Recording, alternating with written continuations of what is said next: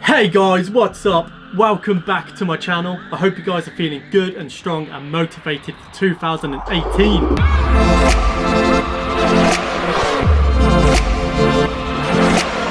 Today I am going to be giving you 5 tips on how you can massively improve your DJI Spark game by just applying these the next time you fly.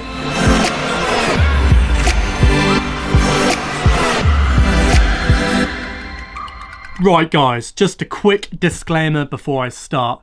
Today's video is not technical. I'm not teaching you how to fly up, down, left and right, or how to set up the DJI Spark. I've got 101 videos in the past teaching stuff about that, but today's video is about upping your cinematography game and just, really pushing the boundaries of what the DJI Spark can do. But anyway, let's go straight into these 5 tips. The DJI Spark. Boom!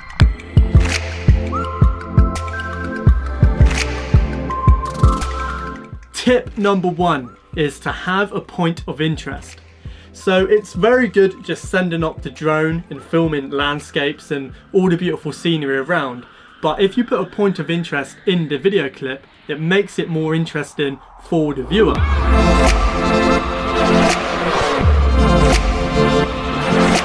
So you can film people walking, you can film cars driving along roads, you can film waves, anything, someone dancing on top of a mountain or someone dancing in a street. It will make your video look 100 times more interesting and your cinematography game will be booming out of the roof. So yeah, have a point of interest.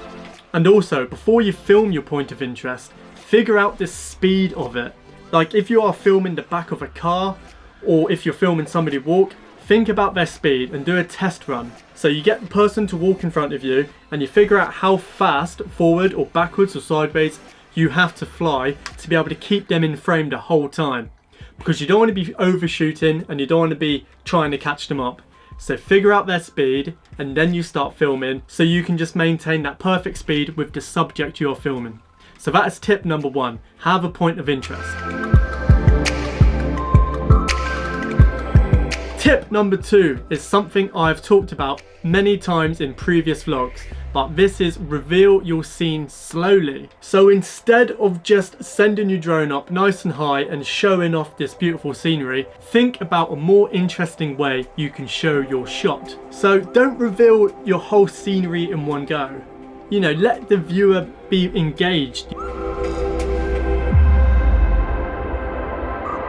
So think about a way you can show a little bit of the scenery and then you do this flyby past a rock to show the next part, and then on the 3rd shot you open up wide and then they can see your scenery. So yeah, reveal your scenery slowly, and with that you will keep your audience engaged a lot longer.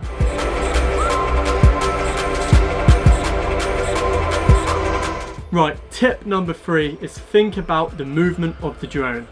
Do you want to be in sports mode, so it's quite intense, it's flying quite fast, and all of the scenery at the bottom of your frame is just whizzing past you? Or do you want to go slowly and get that more dreamy effect? It looks a bit more cinematic. Really think about it before you just send your drone up, because you only get 15 minutes of flight time in your battery, and you want to make the most out of your battery usage. So there's no point just sending it up and then thinking, right, what do I want to do? That is really weak. You have to have a plan before you fly. Write it down on your phone, write it down on the notepad, whatever. Just think about it before you fly and make the most out of your little battery that's only going to give you 15 minutes of flight time.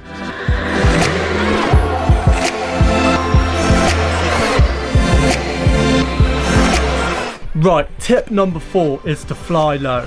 Now I've mentioned this 101 times in previous videos and I'm sorry I keep bringing it up. But I'm not into shots where people fly the drone up to around 100 meters and they just spin it in a circle, they fly backwards and forwards.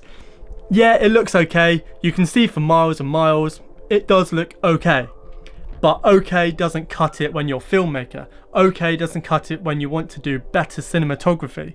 So for me, I like to fly low. I like to fly at like 30 meters or 20 meters.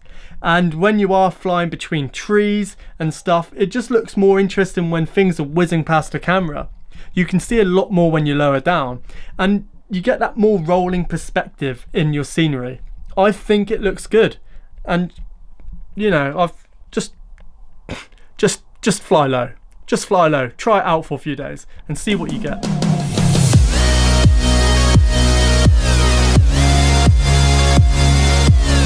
Right guys, last but not least is tip number 5, and this is like the most important.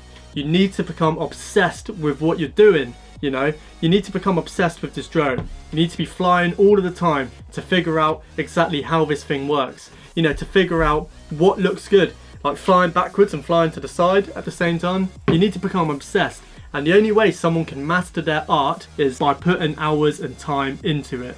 If you want the good shots, you need to put some time in. So yeah, that is the most important tip.